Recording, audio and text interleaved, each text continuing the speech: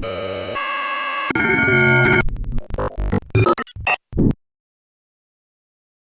there, Mr. Bill here, and in today's tutorial we'll be talking about ClyphX Pro.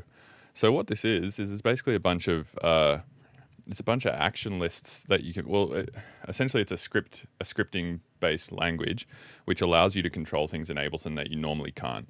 And the way that you do that is through action lists, and you do that in Xclips. So for all intents and purposes, an Xclip is just a clip in Ableton. So, if I put a clip in here, that now is an Xclip if I just put a bunch of text in there to control stuff in Ableton. And the text that you put in there is all written sort of like this, like you have this identifier inside these brackets, and then you have a bunch of text after that denotes what to be doing in the session.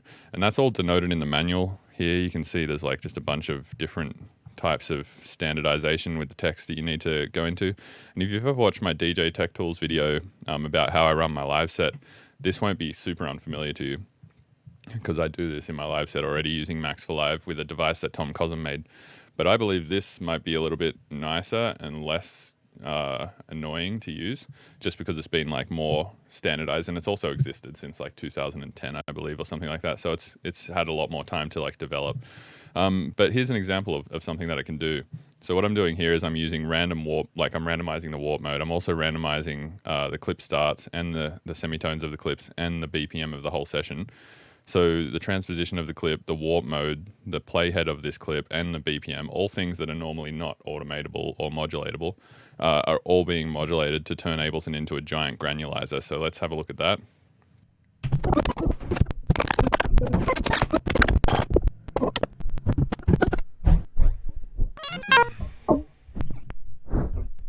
So you can see how you can do some pretty interesting, crazy stuff like that. But this is just the start of it. You can do a ton of crazy stuff. As for installation, like how did I get this working, and why is there this little red ring hanging around? So what you do is you go to the ClyphX installer. So if you download this, it costs like $40. I'll put the link in the description. And if you're on Windows, you run this exe. If you're on Mac, you run this PKG. And then once it's installed, that's it. You just go into Ableton and you go to your control surfaces, and you can see I've just set ClyphX Pro as a control surface. And if I don't have this set as a control surface, you can see that little red ring goes away, and none of this will work. So it kind of behaves similarly to like, the way that an APC or a push or something like that would work. But yeah, anyway, that's the introduction to ClyphX Pro. And throughout this video, we'll be talking about how all of this text works, what kind of things you can do with it, and some of the possibilities. All right, so in this segment of the video, I'll be going through some use cases for ClyphX for live sets. And this is kind of stuff that I'm already doing in my current live set, but I believe this is a little nicer, like a nicer of a way to do it. So what I have here is, let's imagine that we have 4 decks, and on each of these decks we have tunes.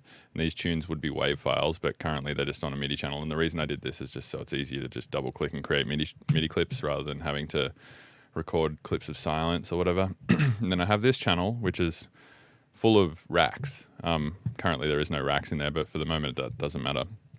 So usually what I do with my live set is I'll have the WAV file here. I'll cut the first 16 bars of the drop. I'll drop it in a simpler over here. I'll put the simpler on cutting mode and set the cutting to like a quarter notes. That will give me 16 quarter notes of the drop. And then what I can do there is play that on a MIDI fighter. So I can kind of like beat mash my own tune live, and then I kind of crossfade between the two. So I have this set to B, and then I have the rest set to A, and then I sort of have this little crossfader to go between the two. So I can just be playing the dry tune, and then I can crossfade over and beat mash it, and then go back to the dry tune again. So what I need to do for that is when I'm preparing, I need to cut all of those clips up into the samplers, which takes a long time. And then when I play the corresponding clip, like this for instance, I need those racks, those chain selectors in these racks to move to the corresponding WAV file that I've cut into the simpler. So, by default, let's say I play DJ Tune 1, and DJ Tune 1 is in instrument rack 1. It's going to be 0 and 0 to correspond with this chain, which would have a simpler on it. Well then, if these chain selectors are over here from another tune that I've already played, and I trigger this, I would want that to snap back. And using ClyphX, I can do that. So if I press this clip right now, bam, you can see that it all snaps back to 0. And we'll break down how that works in a second. You can also see that it does a couple other things. One other thing that it does is it snaps the BPM up here to 100. So if I click this again, it actually goes to 100 BPM over a certain amount of time that I've defined. And it does one more thing. I'm trying to figure out what that is. Oh, well, it plays the clip, obviously. Okay, so let's break down exactly what's going on in here. So if I move this text over here to a text file, all right, we have DJ tune 1. So everything in these two brackets here is the identifier. That's not going to affect anything. That's just telling us what that tune is. So that's just for us. We could name that anything. We could name this Bill's Cool Tune if we wanted. It doesn't really matter. I just named it DJ tune 1 for the sake of this tutorial. So then what we have is we have 5/dev1. So what that means is on channel 5, device 1 is what's going to be affected. And what we're doing here is we're affecting the chain selector, so CS0. So channel 5, device 1, CS0. What that stands for is channel 5, device 1, put that shit to 0. Next action is channel 5, device in brackets 111 CS0. So this is a little bit more complicated. If we go into the manual here and we look at nested devices, this explains it pretty well. So the way that this kind of stuff works in nested devices, for example, if you have device and then in brackets 1.2.3, this will apply to the third device on the second chain of the first rack. So for us, it's a little simpler than that. We just need it to apply to the first chain of the first device the first device of the first chain in the first rack. So for us, in this case, it is just 111 and then chain selector 0. So what we're doing here is we're telling that in the nested rack to go to chain selector 0. And then here we have in channel 1, play clip 1. So that's why that clip plays. And then the next action or the final action we have is the BPM ramp 20, 100. So the first number here is the amount of milliseconds. It actually is that times 100.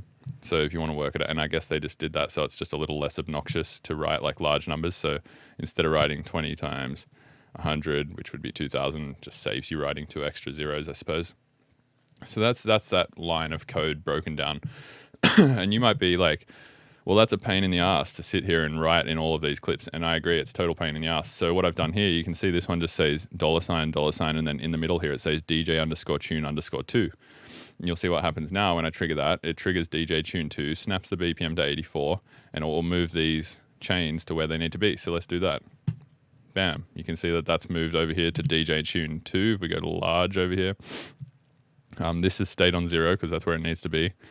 But over here, you can see this has gone to DJ tune 2. And you'll be like, well, why did that happen? That has no code in it. That just has some $signs and some stuff in it. Well, that's some stuff called macros. And what you can do, where is the macro stuff in here? So macros are action lists associated with user specified names. So you specify the name, you tell that macro to equal a bunch of stuff. And where do you do that? Well, you do that in, I believe it's here. No, here. No, here. Yes.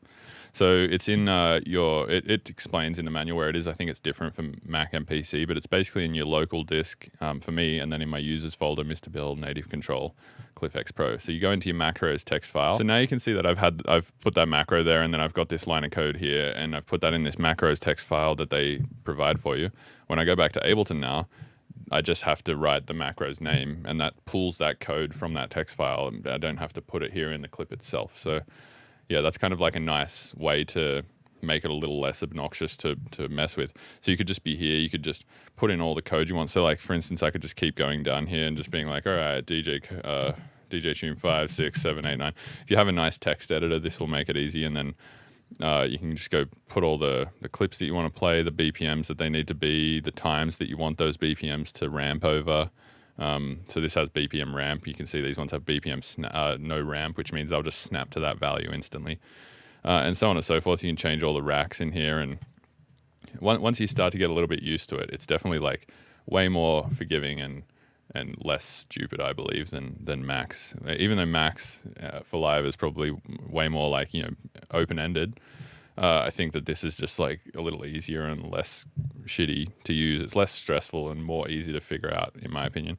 Like I've only been using this for like 2 days and I've already sort of worked a lot of it out. And by this point, you might also be asking, like, why would you even do this? Like, why wouldn't you just trigger the things and like move the chain selectors yourself? Well, this is just like sort of the start of it. You can do tons of crazy shit. Like you can have these clips like triggering 50 different actions. And that's just more than humanly possible. Like, you can have complete state changes in the entire session, and I'll get more into that in a little bit. But here's a second use that I've found for this. Let's say that as you're playing this, like you're playing this session, and you're like, have shitty memory, or you're really drunk at the show, or just whatever, and you want to make sure that you don't play the same tune twice. Well, what you can do here is towards the end of this line of code. So I have my macro here, and then after the macro, I have a little bit of extra code. So let's pull that into a text file and break it down.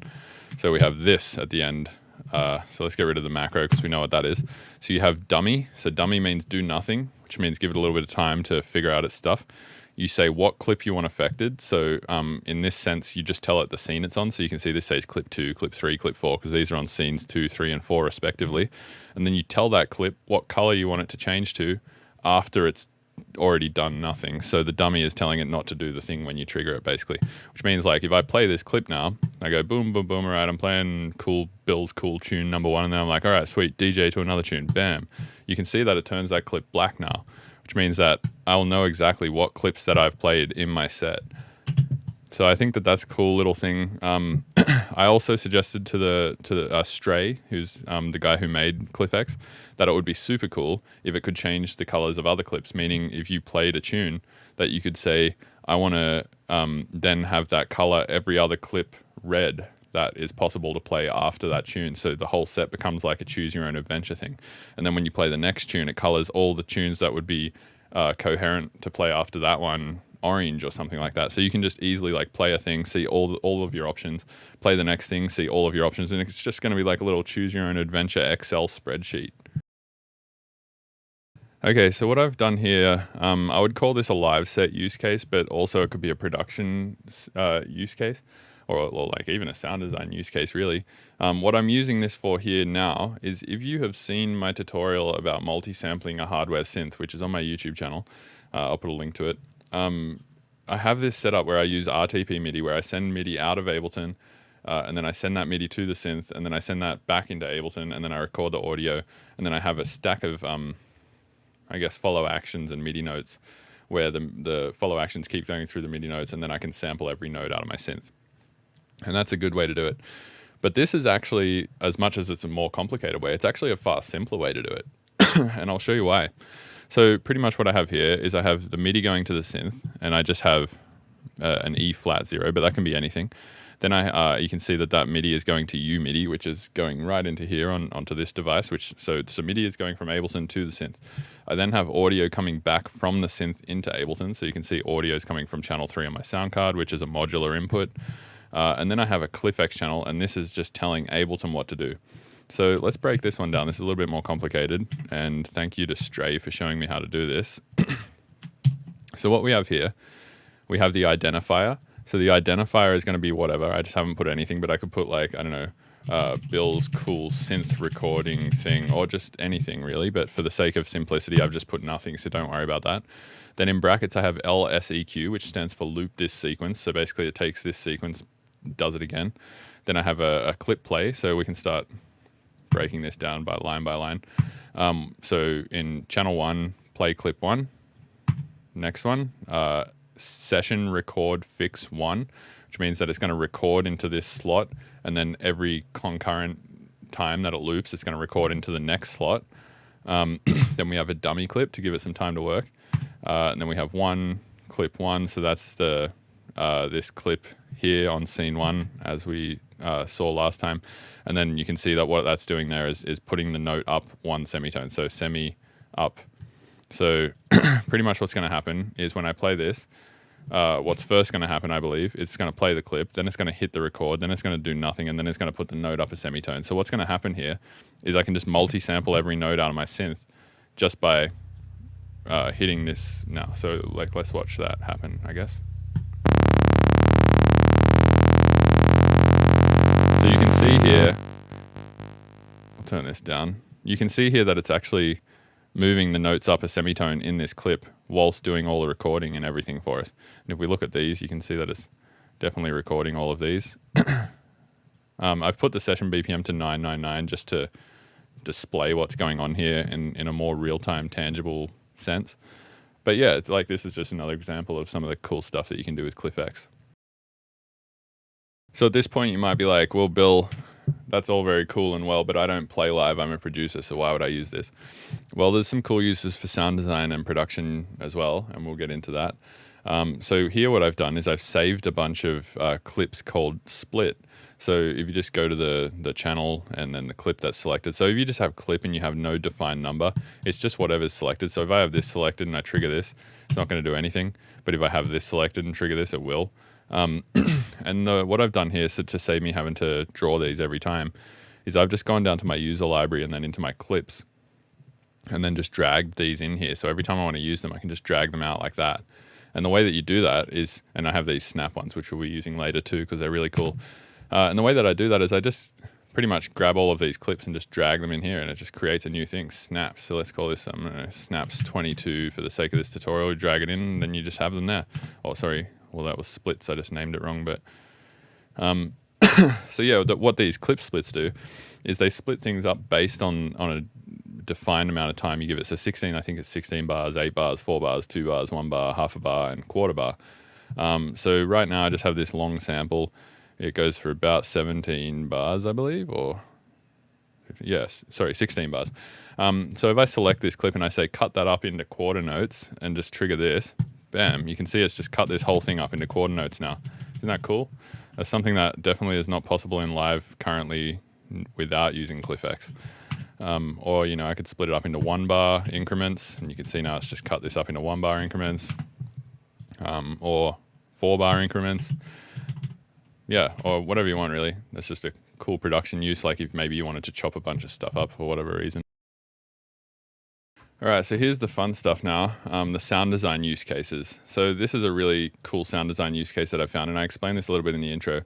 And this might make a little bit more sense now if you've made it this far in the video. So basically what I'm doing here is I'm randomizing the warp mode of this. So to begin, I'm basically turning Ableton into a giant granulizer, and what I've coined this term is host-based granulation. So pretty much what this is just the whole host, aka Ableton, is a granulizer now. Rather than just having a granulizer device in a channel, the entire host now is a granulizer. So what I've done here, and I'll start from maybe the clip start point randomizer. So I have the loop sequence, which we already know loops the sequence. And then I'm saying on channel 1, clip start, or whatever clip is selected. So I believe if I have this, yeah, it's not going to do it. So I have to have that audio clip selected and then trigger this. You can see when I play this, it's just totally randomizing the start point of this clip. And it's just doing that based on a static BPM. But then I was like, well, what if I randomize the BPM? Well, if you loop sequence and then just say BPM RND, well, that happens too. It's just randomizing the BPM. And then same thing, loop sequence, whatever clip selected on channel 1, randomize the semitones. So you can see now that's randomizing the transposition.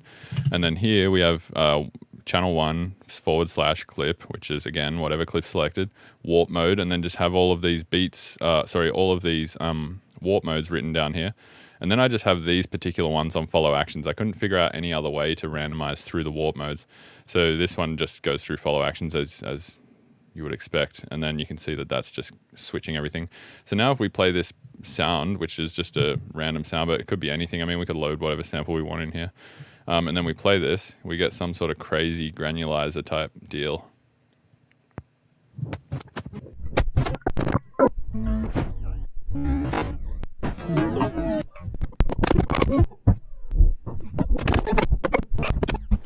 And if I take some other sound, like let's say, I don't know, a vocal or something like that. let's take like a Rihanna vocal, maybe.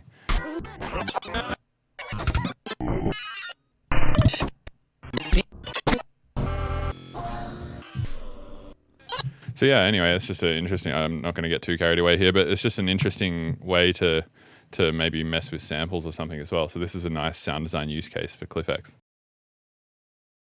Okay, so my next example for sound design use cases that I've found is the snaps, which we kind of saw a little bit, like we saw the clip names at least in the last video. So pretty much what these do is they save a snapshot of whatever is on the channel, including the volume faders, the pan positions, and just any effects on the channel, and just everything basically. So you can just save a channel state essentially, and you just write snap. It's so easy, like you don't have to do anything else. And then as soon as you take that snap, you can see it gives you this recall option. Let's actually turn these follow actions off for the moment. So yeah, let's just hit snap, bam, and there you see that switch to recall. So what that stands for now is like whenever I play that back, it's just going to snap back to whatever that channel was. So now if I change a bunch of things on operator, take another snap, change another bunch of stuff on operator, hit that, change some more shit, hit that. Let's just do 4 for the moment. So now like when I play these clips back, notice how it's changing the things on operator. It's just snapping to a new state basically. So what I've done here is I made a bunch of sounds and then I've snapshotted all of them. And then if I hit play now and go through follow actions, you can see this just snaps through a bunch of different operator presets. And if I play this back now, this is a cool thing to do for sound design. You can see actually it's also snapping the fader back to where it wants to be too.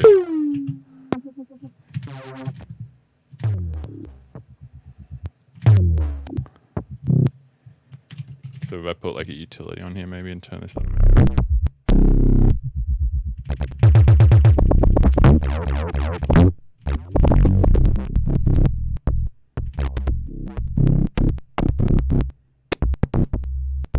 I could also just make these faster. Oh, they're as fast as they can go. So I just turned the session BPM right up so it would just go through these faster. But yeah, you could go as far as you want with that really. And you can also, like I said, do this with other effects after it. So you could have like reverbs turning on and off and all sorts of different crazy stuff too. Or you could have, distortions or chain selectors moving around or just whatever you want to do really. And just take the channel snapshot, put follow actions on, and then bam, you have an instant glitch machine basically. And then you could record audio from this, put that back into your host-based granulizer, whatever you want to call it, and granulize that. And then you basically just have like an indefinite sound design machine here. Okay, so the last thing I want to talk about here is load sound. So what load sound is if you just basically write whatever you want, banjo.adv or something like this. And this also applies for samples, clips, plugins, like you can load VSTs this way.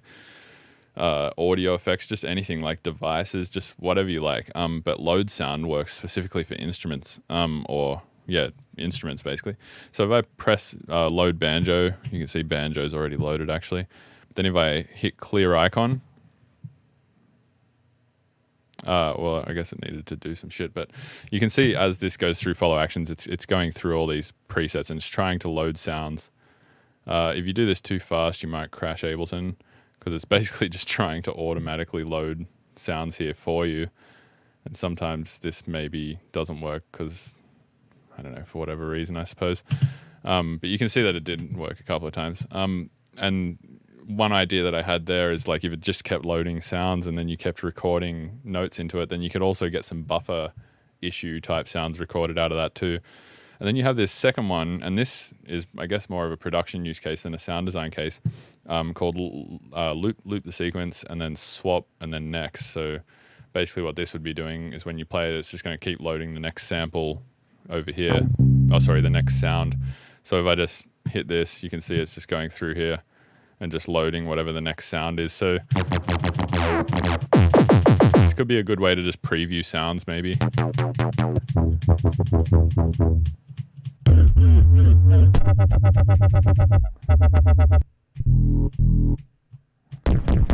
You could be like, oh, I like that one, so let's just stop there.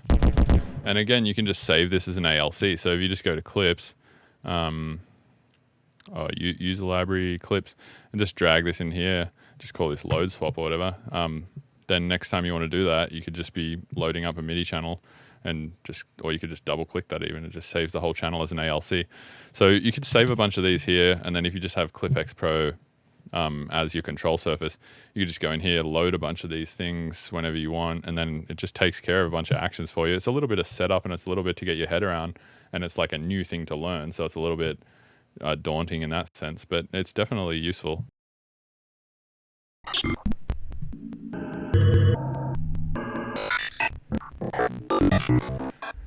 All right, so for my final thoughts as we sit here watching Ableton granulize this pole stretched drone that I made, I think that ClyphX is really awesome. I think it's a little bit complicated. If you're not into super complicated stuff and into spending a day or two working out a new thing, then it's probably not for you. But I will also say that if you're getting stuck and you're hitting the limits of Ableton and you want to do cooler stuff in your live sets, you want to push your live sets further, you want to think about things in a more abstract, interesting way because you find that exciting.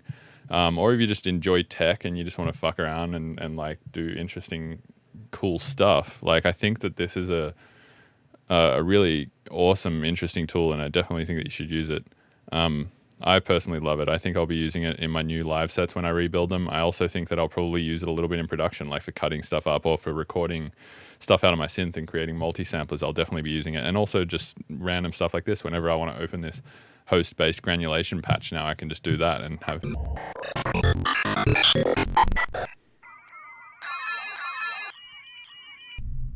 Like, it's not that easy to get that sound without just... I don't know. Anyway, yeah, I hope you enjoyed this video, and if you do, check all the links in the description. I also want to say massive thanks to Traeger for showing me this thing the other day and getting me into it, because I've been meaning to check this out for a while. Also, big thanks to Isotonik for sending me ClyphX, basically, because it's such an awesome thing. And the biggest thanks to Stray for making this fucking thing, man. Holy shit. Like, I know he's been developing this for a long ass time.